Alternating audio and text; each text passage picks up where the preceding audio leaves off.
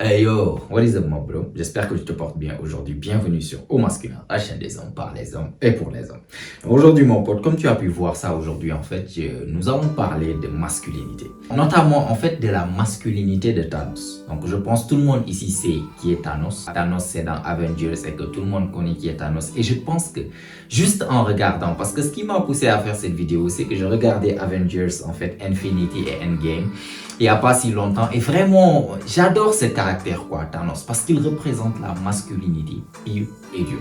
Et moi, depuis tout petit, j'ai toujours été attiré par ce qui est masculin, tu vois. Les caractères masculins, j'étais attiré par les caractères dans 300, les caractères dans 3. Par exemple, genre chaque film que tu vois, les films de Rambo, les Terminator et tout, dès qu'il y avait un caractère masculin qui représentait vraiment les valeurs masculines, moi, j'étais attiré par ça, quoi. Et vraiment, actuellement, en 2024, maintenant, tu sais très bien, j'ai déjà fait une vidéo par rapport à ça, qu'actuellement, les médias, les films, le monde en général, ils ont pour objectif de démoniser la masculinité. La masculinité, tout ce qui est masculin, en fait, est ridiculisé.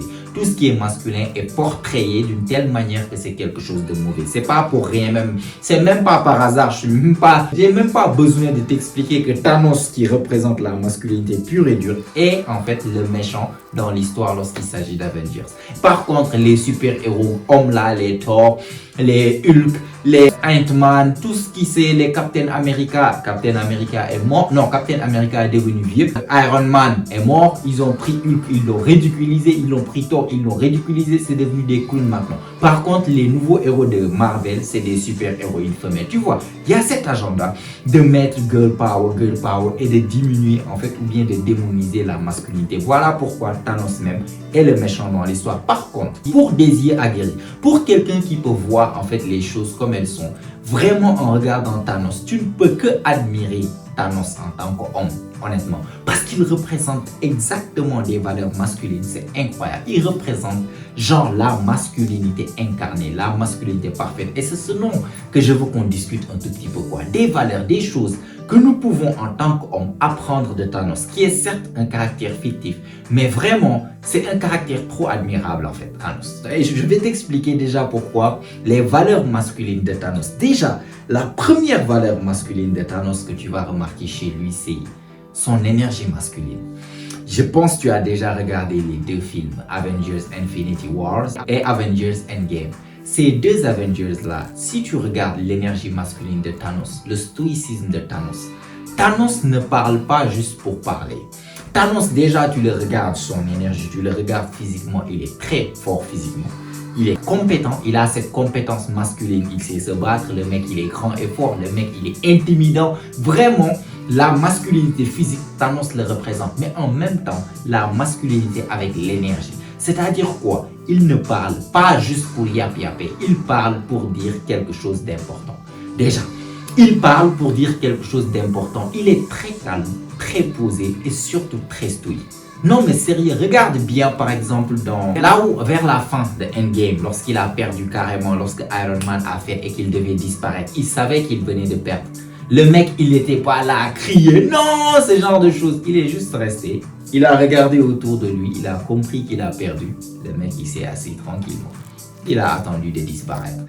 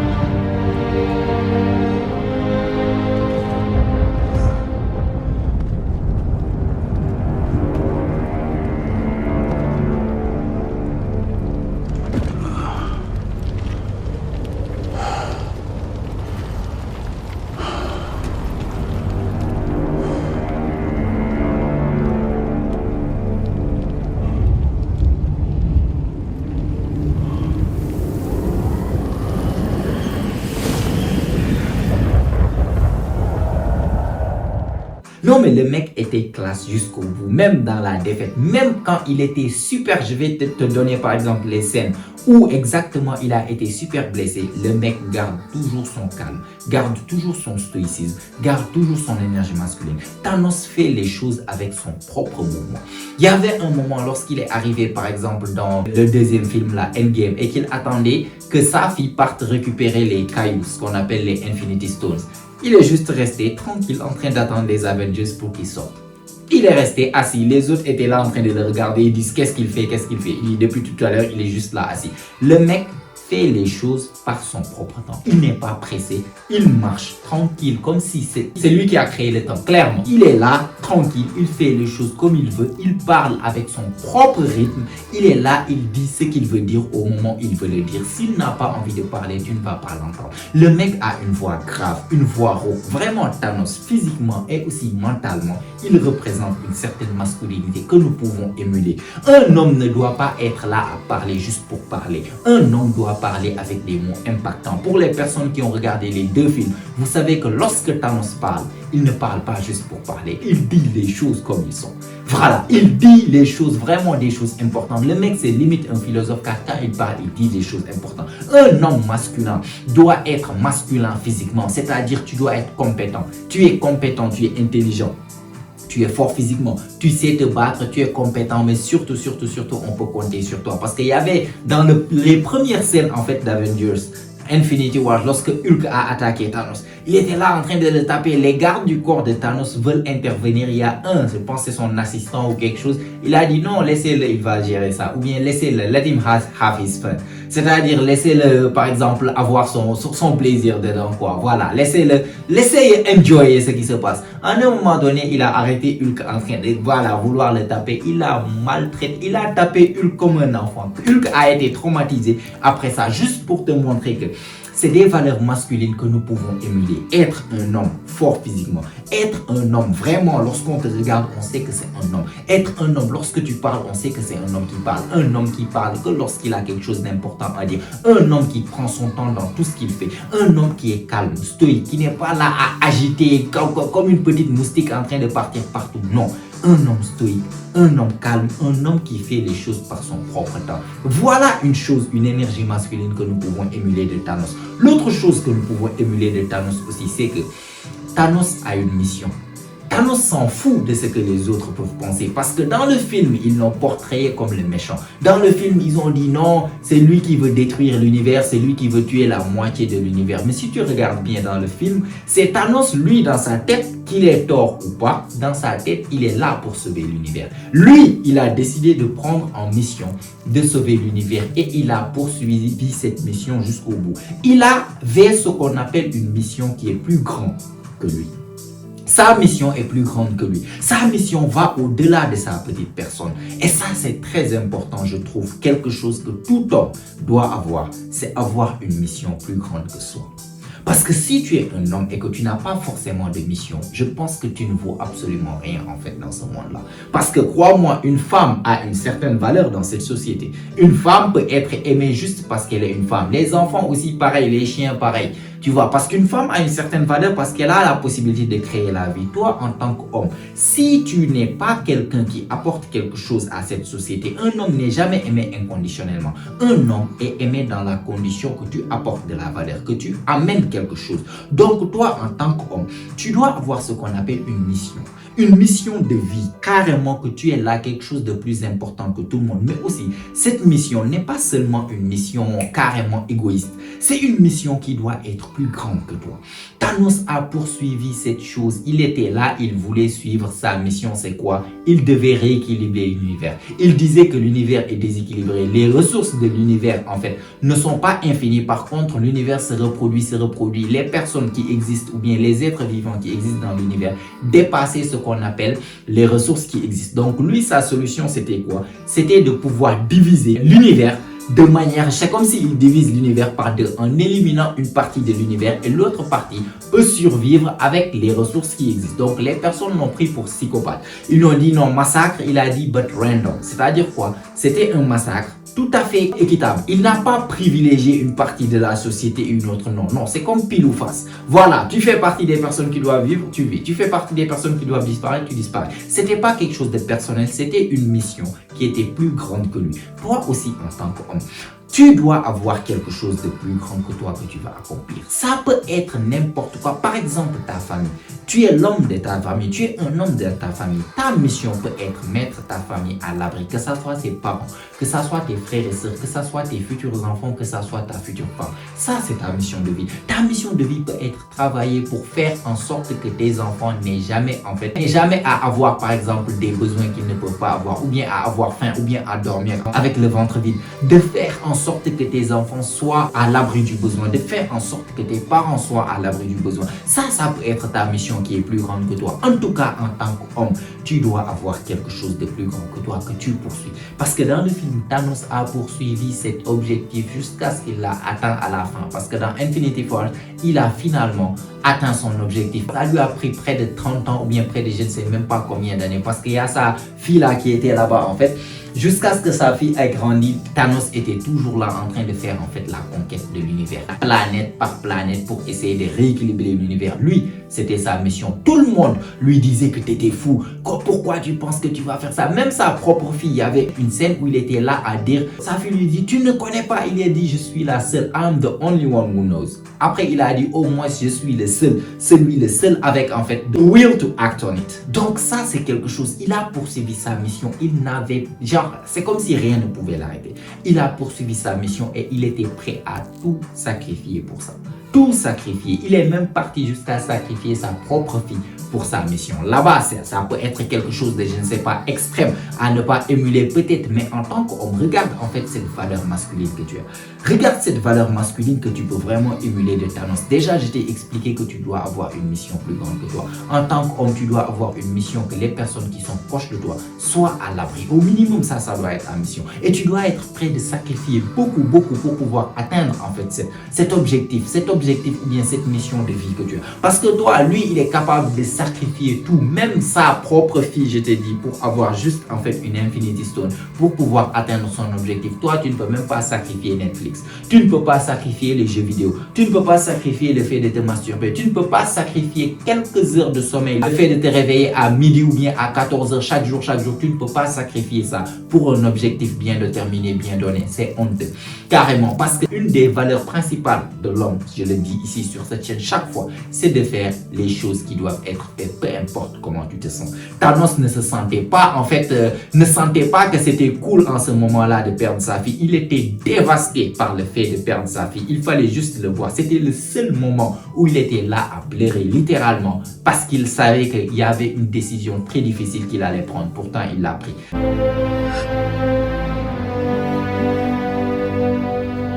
I'm sorry, little one.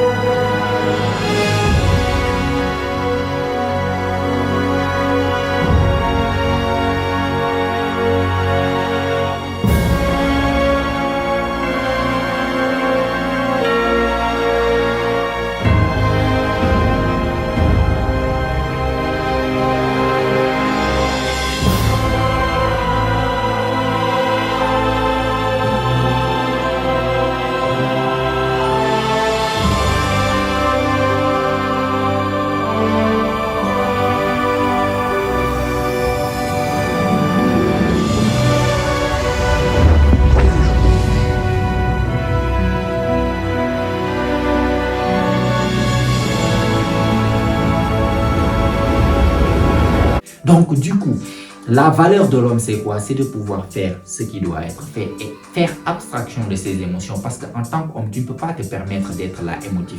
Tu es là, tu es le protecteur et le provisionneur. Tu as une mission à faire. Tu ne peux pas te permettre d'être là comme une femme en train d'être émotive ou bien de réagir chaque fois avec tes émotions. Tes émotions, tu les gardes, tu deals avec. Mais ce qui doit être fait, doit être fait. Ça, chaque homme doit pouvoir émuler Thanos par rapport à ça. Clairement, avoir une mission n'est jamais, genre, ne laissez rien vous arrêter par rapport à votre mission de vie. Allez-y jusqu'au bout. Sacrifiez en fait beaucoup de choses qu'il faut sacrifier. Il y a des choses, bien sûr, il y a des limites, mais sacrifier les petites banalités là, le fait de, je ne sais pas, perdre un tout petit peu de temps, scroller sur TikTok, scroller sur Instagram, par-ci, par-là, c'est des choses que tu peux sacrifier pour tes études. C'est des choses que tu peux sacrifier pour ton travail. C'est des choses que tu peux sacrifier pour ton business parce que tu as un objectif de vie, c'est de mettre ta famille à l'abri, de mettre tes futurs enfants à l'abri. Tu devrais avoir honte le fait que tu auras des enfants qui seront nés, qui auront des besoins. Tu ne serais même pas capable en fait de couvrir tous leurs besoins. Pourtant, c'est toi qui as décidé de les amener dans ce monde. C'est honteux. Crois-moi, donc ça c'est une chose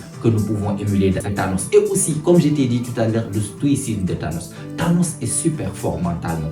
Et il y a en fait quelque chose qu'il a dit, je vais te le dire en anglais, peut-être je vais te mettre en fait les scènes dont je te parle là. C'est après qu'il ait sacrifié sa fille. Il a sacrifié sa fille, il a perdu sa fille, le mec était dévasté. Lorsque la fille avec les antennes a pris le contrôle de son esprit, en fait il disait aux autres, le mec il est en train littéralement, c'est comme mourning. Mourning, ça veut dire il est en train de pleurer, il est en train de vraiment, il est dévasté intérieurement. Il lui dit comment ça, et il est en train d'expliquer comment ce monstre peut avoir des sentiments pour même être en train d'être dévasté intérieurement. Pourtant, il l'était intérieurement parce qu'il venait juste de perdre sa fille bien-aimée, sa fille qu'il a élevée en fait depuis qu'elle était toute petite jusqu'il a été grand, qu'il a dû sacrifier pour avoir de Stone, c'est-à-dire en fait je pense c'est le caillou de l'âme pour pouvoir l'avoir, pour pouvoir atteindre ses objectifs. Et lorsqu'il est venu, je pense qu'il était avec Doctor Strange, il lui a expliqué, il lui a dit en fait cette phrase qui est tellement puissante en fait chez un homme. C'est-à-dire quoi? Il lui a dit, Today I lost more than you will ever know,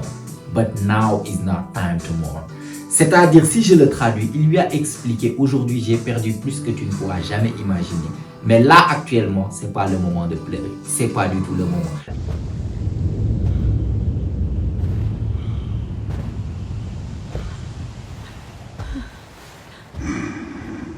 I understand, my child,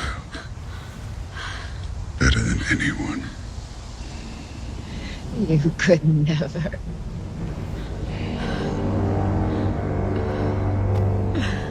Today I lost more than you can know. But now is no time to mourn. Now is no time at all.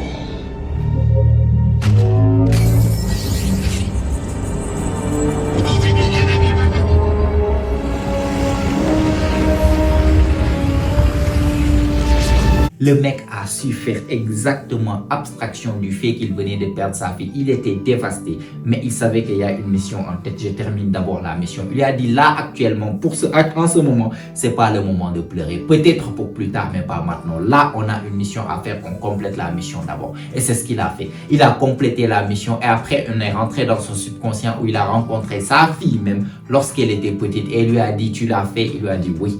J'ai fait l'objectif. Et lui a dit ça a coûté quoi? Il lui a dit tout, absolument tout, everything.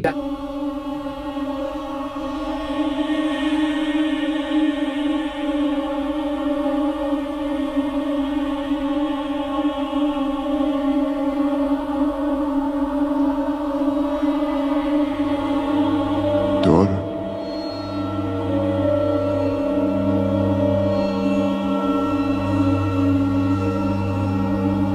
Did you do it?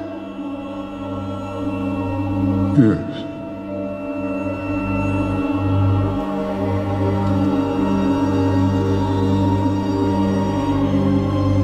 What did it cost? Everything.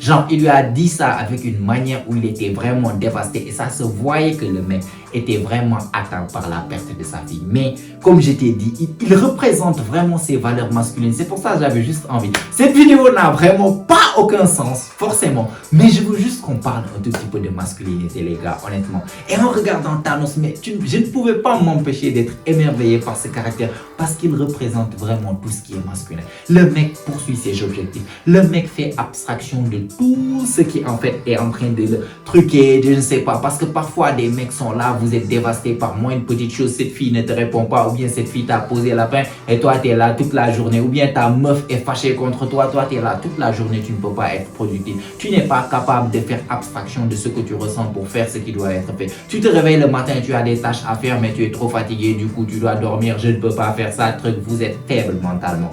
Un homme doit être fort mentalement, presque aussi fort, ou bien essayer d'émuler la puissance mentale de Thanos. Il est très fort, non seulement physiquement, mais aussi mentalement. Le mec représente, il est compétent, il est puissant, il a vraiment ce qu'on appelle carrément une empire. T'as vu l'armée de Thanos?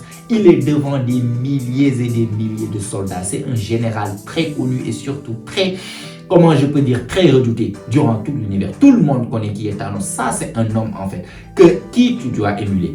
Tu dois être un grand homme. Tu dois être un homme dirigeant, un homme leader, un homme qui a un but et qui amène une équipe avec. Un homme qui a un empire, un homme qui sait ce qu'il veut dans la vie et surtout qui part derrière ce qu'il veut dans la vie, malgré ce que les autres disent. Parce que tout le monde pense que Thanos est fou. Lui, il disait, je suis le seul à penser ça. Ou bien, je suis le seul à avoir les couilles pour faire ce qui doit être fait pour sauver cet univers. Et c'est à moi de le faire. Et à un moment donné, en parlant même du stoïcisme de Thanos, dans Endgame, c'est comme s'il y avait un moment, lorsque les Avengers du futur viennent vers le passé, et lui, il a pu observer en fait, via, je sais pas ça, l'autre fille, la Nebula, il a pu observer ses derniers moments à lui. C'est comme si toi, on te montre carrément le jour où tu vas mourir.